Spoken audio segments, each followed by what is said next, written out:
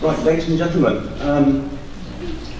my name is Paul Kurzweil, and I'm an emeritus professor in the linguistics department at the university.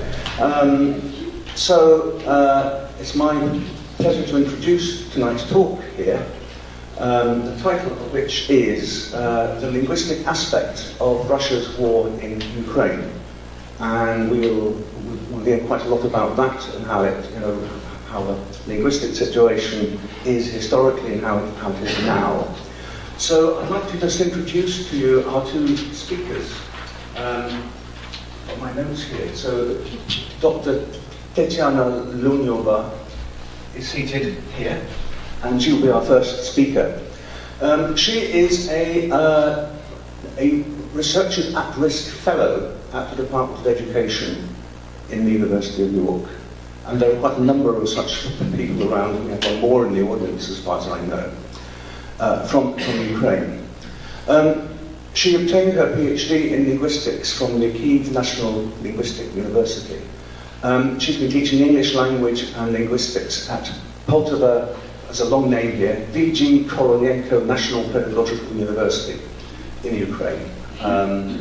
She's also a member of the National Union of Writers of Ukraine and a member of the National Union of Artists of Ukraine. And our other speaker is local, Ursula Lanvers, and she's a sociolinguist in the Department of Education with a special interest in language policy. So you can see the link there, I think. She's also interested in language education, learner motivation. She completed her first degree in French history and education at the University of Münster, and her teacher training at the University of Oxford. She wrote a PhD on infant bilingualism and has worked at a range of universities, including the Open University and Durham. She's been here at York for 8 years now. So the way this is going to work is that there'll be the main presentation will be by Tetyana, and then the slightly shorter presentation by Ursula. So we will then have a question, hopefully have 15 minutes for questions at the end. So without further ado, can I present you to Tetyana? Thank you very much, Paul. Good evening, thank you everybody for coming. It is my great pleasure and honor to present this presentation, and this is the result of our mutual work, our discussion. So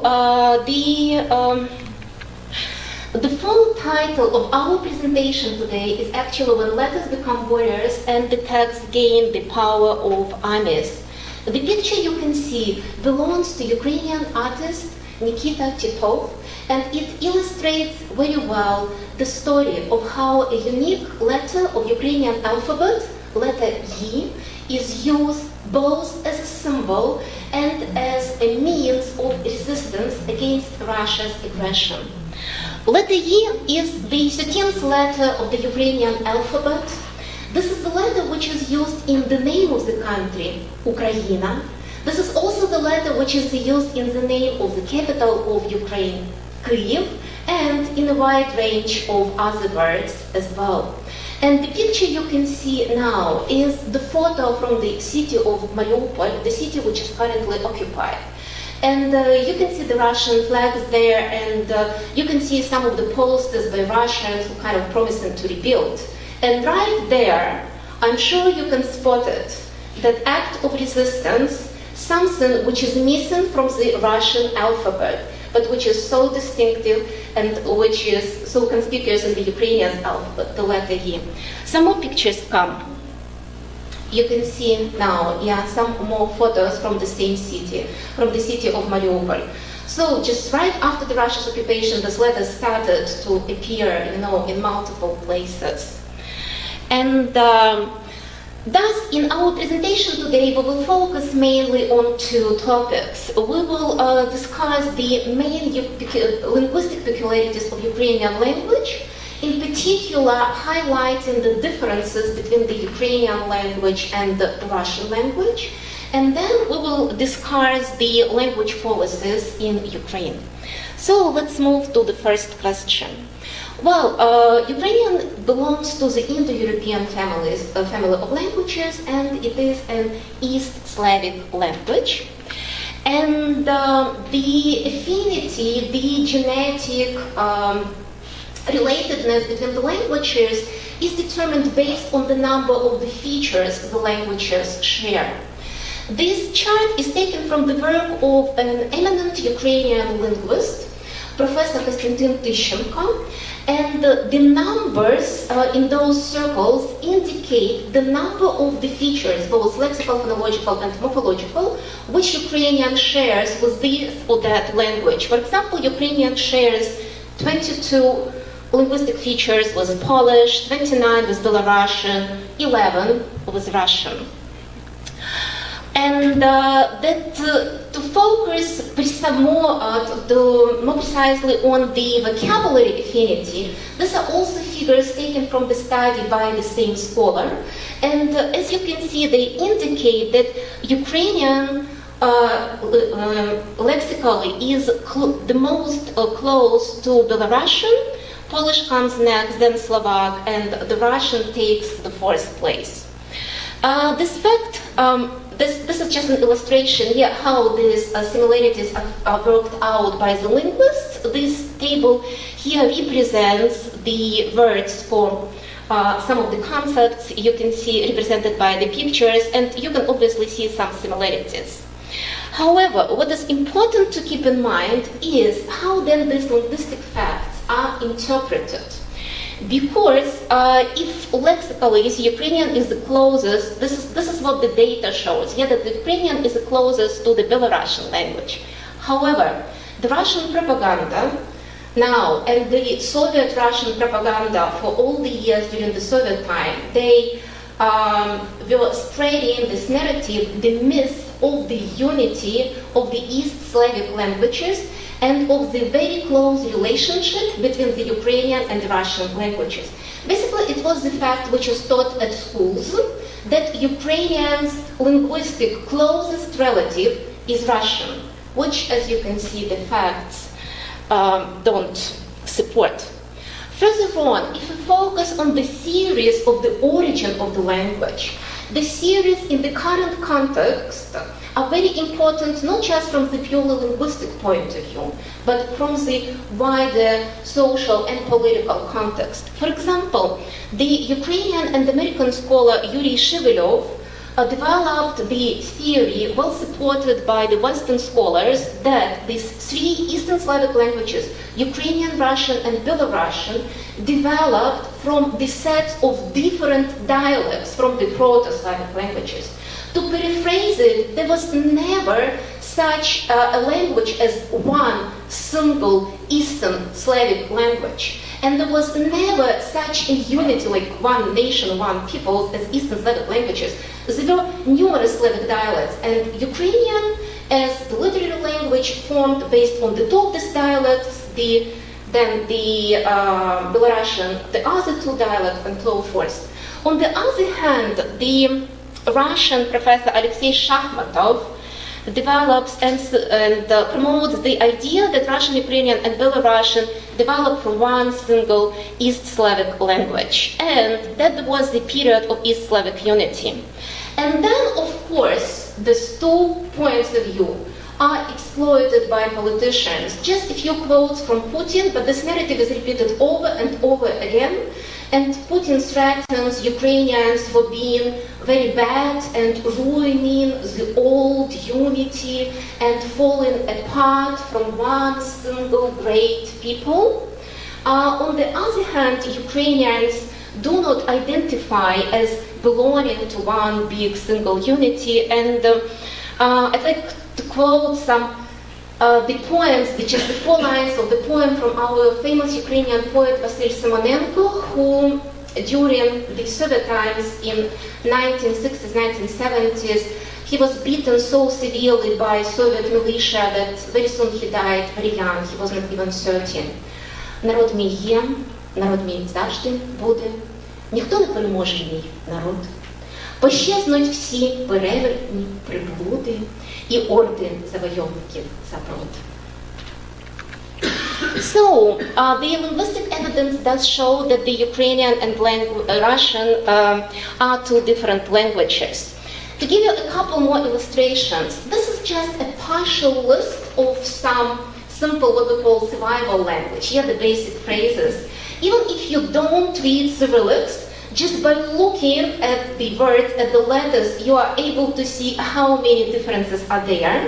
But there are even more differences than you expect, because some of the letters, they are marked yellow. Even though they look the same, they mean different sounds in Ukrainian and Russian. Just to give you a couple of examples, hello is привет in Ukrainian and привет in Russian. Good morning is добрый ранок and доброе утро.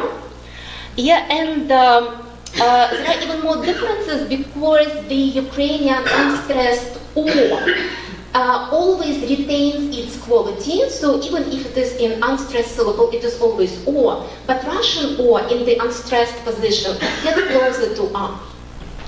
So if we look at some more features which typically characterize Ukrainian and which are absent from the Russian, we can see this one, which is the alteration of OE in the open syllable and E in the closed syllable. Here, for example, the name for horse, king, in the nominative case, the syllable is closed, so we have E in Ukrainian, and the genitive case, konya, we have O.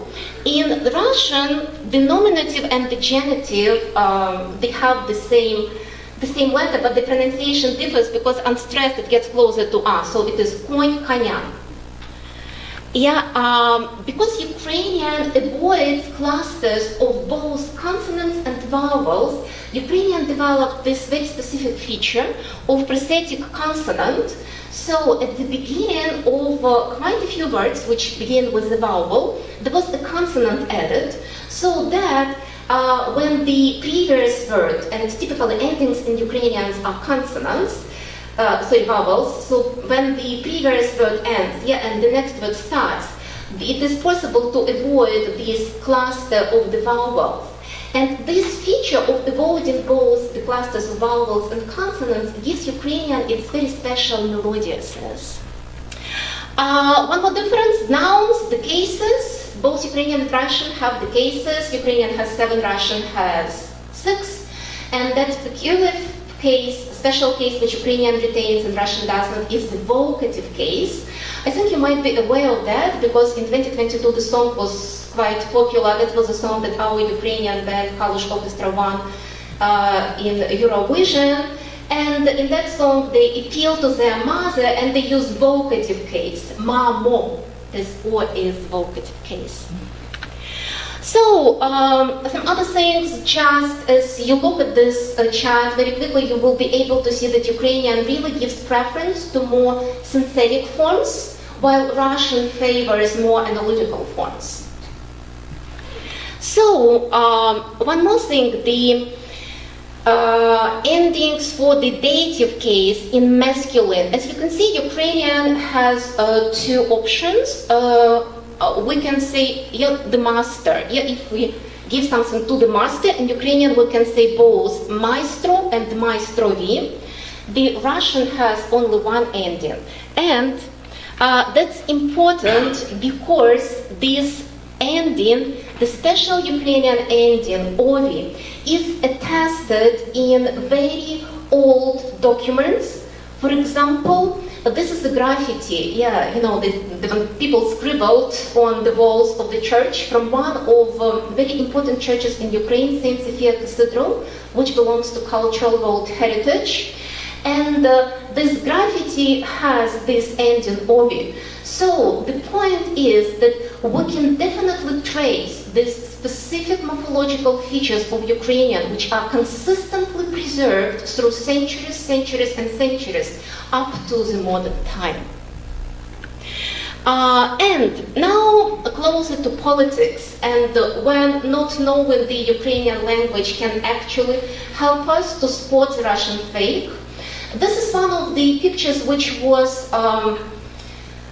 spread in the Russian media, and it is as if a blackboard, a board in a school, in Ukrainian school, because there is the text anthem, Ukrainian anthem, there is some symbolic things important to Ukraine, but there comes the point. So that thing to the right urges children to inform their teachers if children have any wrongdoings, if their parents speak Russian at home, if they have Russian relatives, if parents speak badly about the Ukrainian president, according to this notice, Ukrainian children have to report to their teacher.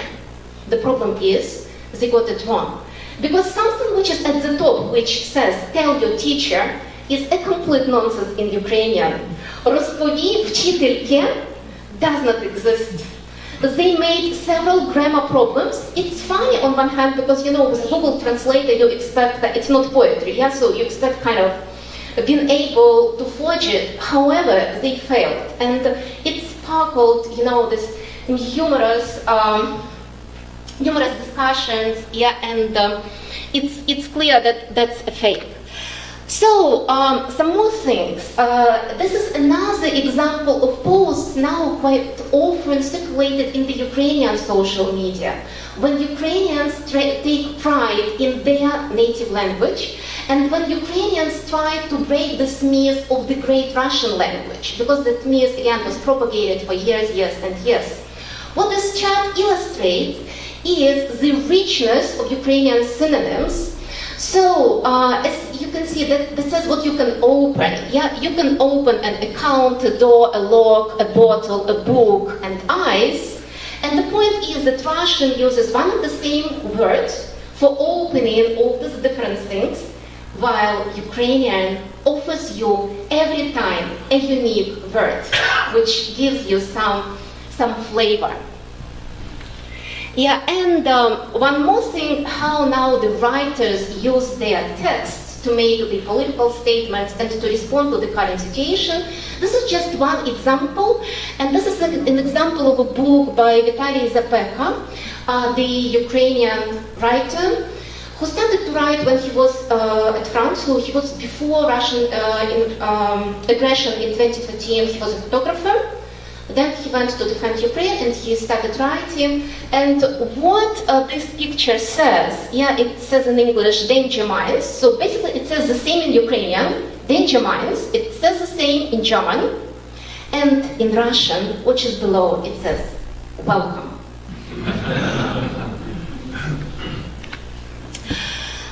One more thing, sometimes, you know, symbolic things happen even when we don't plan it. And this is a screenshot from the video which really broke hearts of many Ukrainians. This video was taken by soldiers in Balaklia in September 2022 when they liberated Balaklia from Russian invasion. And the soldiers came to that huge hoarding, and they were starting to pile out post by the Russia, and the post in Russian says, "We are with Russia forever." And when they piled it out, there came the text from the main Ukrainian poet Taras Shevchenko, and you can see the words: "Борітеся, поборете, вам Бог помагає. За вас правда, за вас воля, і правда святая." You see, nobody planned it, but it kind of this, you know, the symbolism of the text. And these words come from the very, very important poem by Taras Shevchenko, in which he described the continuous fight of the Ukrainian people for their independence. So that means that we come to the second part of our talk. We will focus more on the language policies, and as you can see, first of all, some historical background is needed, and then the cultural policies and the focus on the universities. So the Soviet Union, Soviet Empire inherited the Russification policy from the Tsarist Empire, and the Russian Tsarist Empire had centuries-long persistent and very consistent policy in persecution of Russian. This is just two examples of the laws which were passed in Russia in the 19th century, and basically the bottom line of this law is to forbid the circulation of the Ukrainian language from literature, from arts, from printing, from theater, from anywhere except in the everyday speech. The Soviet Union in 1920s started with a policy which surprisingly was quite different. It was called Koreanization, which can be translated into English like indigenization, like making indigenous people acknowledged, important. So basically they wanted to invite, to introduce the local indigenous people, not only in Ukraine but in other occupied republics by the Soviet power, to take this, the indigenous nationals some part in the government, however on quite local levels. The Ukrainian historians quite argue about the true reasons of this policy, and at least the Ukrainian historians point out at least two very plausible reasons. One is that because the resistance of Ukrainians was so strong, they just could not cut it out immediately. And the second reason was that the Soviet power really wanted to figure out who is the most active in providing, in supporting Ukrainian national ideas, and then silence these people, which the next policy, 1913, successfully did, because from that onwards, there was a very strong policy of Russification. You can see the list of some of the instances of Russification, but it's just a partial list. There were some other things. And this is one of the examples of that policy of Russification. Sandarmokh is a name which makes the hearts of Ukrainians bleed. This is the name of the forest in Karelia, in Russia. And that was the place where thousands, people say up to 10,000, different nationals, not only Ukrainians, different nationals were killed. And again, this is just a partial list of very important Ukrainian figures who were killed in Sandarmokh. However, the resistance was strong, and I would like to quote from one more poet, Vasily Stus, who resisted the Russification in the 1970s, 1980s, and who was imprisoned and in the labor camp in Russia for the political prisoners, and who died there in 1985.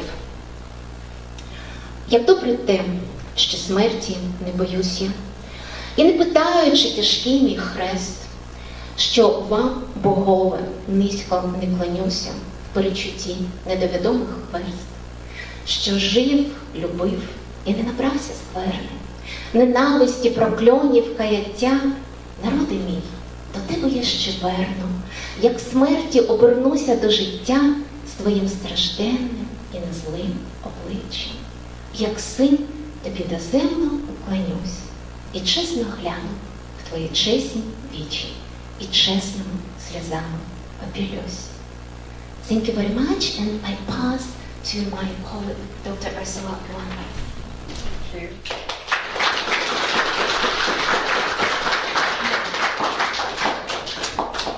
With a very strong sense of imposter syndrome, because I speak neither Ukrainian nor Russian, I shall say a few words about the kind of things that Tetyana and myself have been able to do since she arrived here, because we do cooperate on our research projects quite a lot.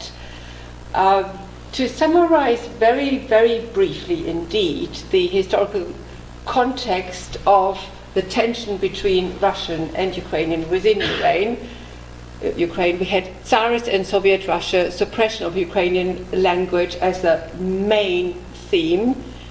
In the 1930s, we saw a lot of extermination of Ukrainians, intellectuals, writers, etc. Ukrainian tended to be used as, sometimes used, described as kitchen sink language, a language that is tolerated for long purpose use, low status context, but not high status. And that led, of course, to severe domain loss. So domain loss is when a language loses the ability to express itself in all of the important areas of life. such as law, education, research, etc. Okay? So we believe today some 30% of Ukrainians speak Russian either as a first language or as part of their first language. Anybody who knows something about language learning and social linguistics knows that these statistics need to be taken with a great pinch of salt indeed, and also the latest statistics that are reasonably reliable are quite dated by now. The best image to describe the tension between the two languages within Ukraine is this tug of war, especially since independence of Ukraine. Since independence in 1991, Ukraine had the option of trying to reinforce the process of Ukrainization, and they certainly did.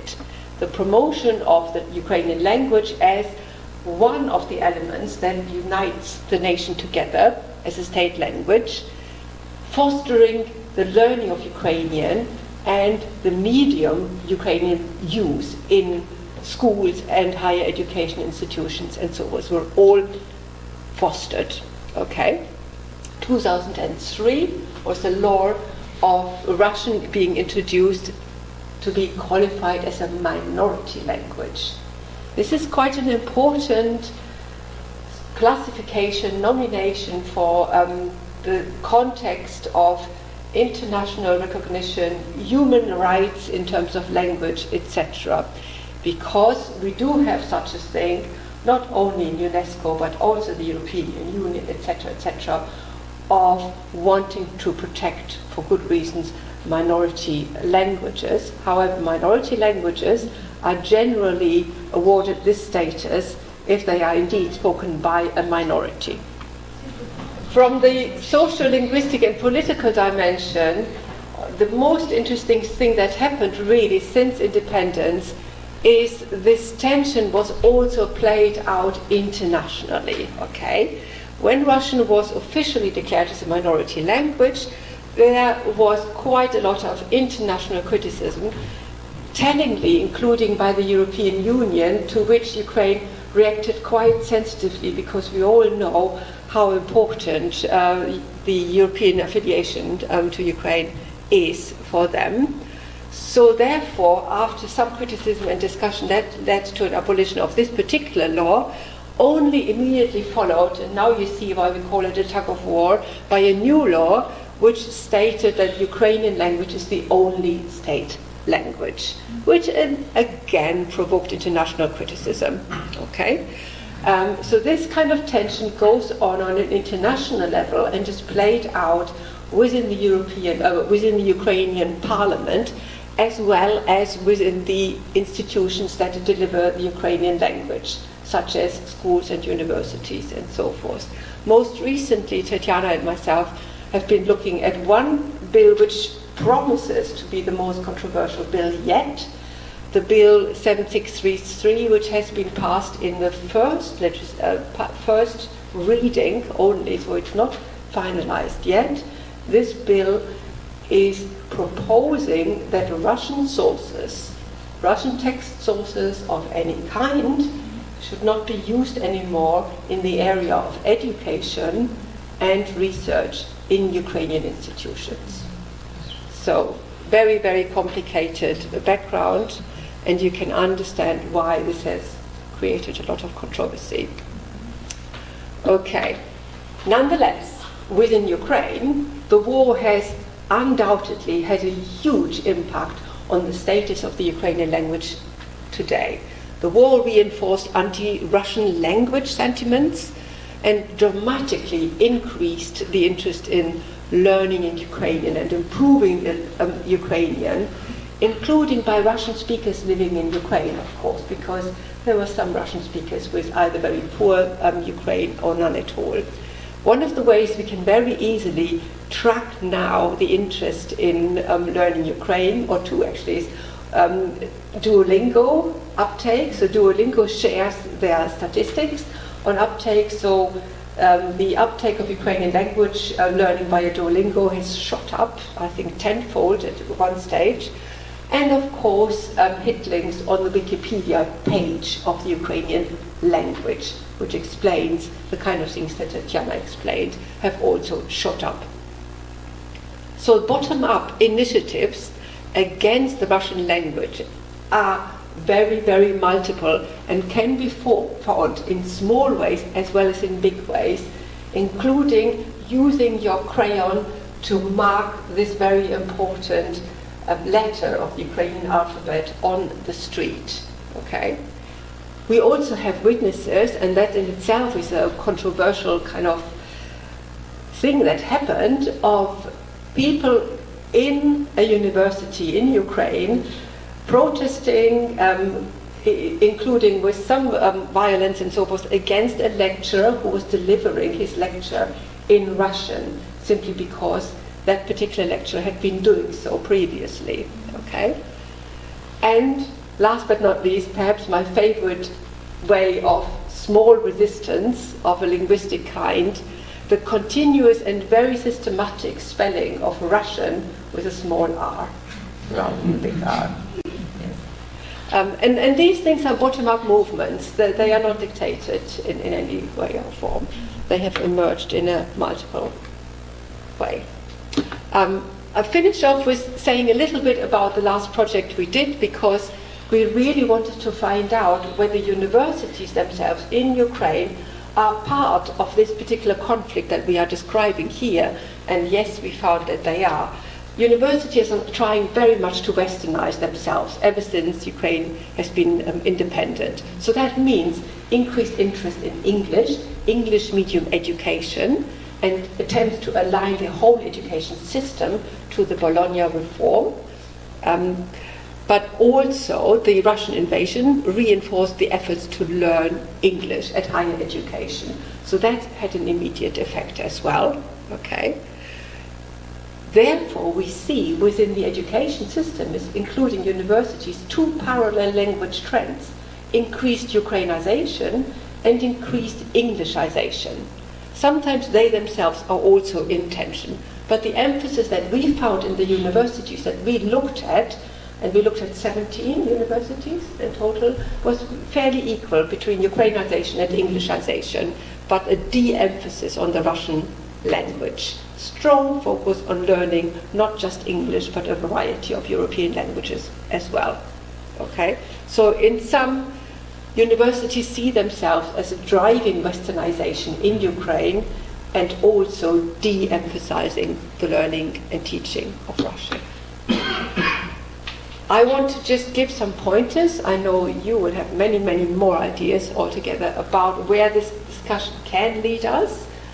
We have seen from the expert the linguistic differences between the two languages, the historic persecution of the Ukrainian language, the emphasis on de-Russification, and what stance you might take towards some of the de-Russification laws today.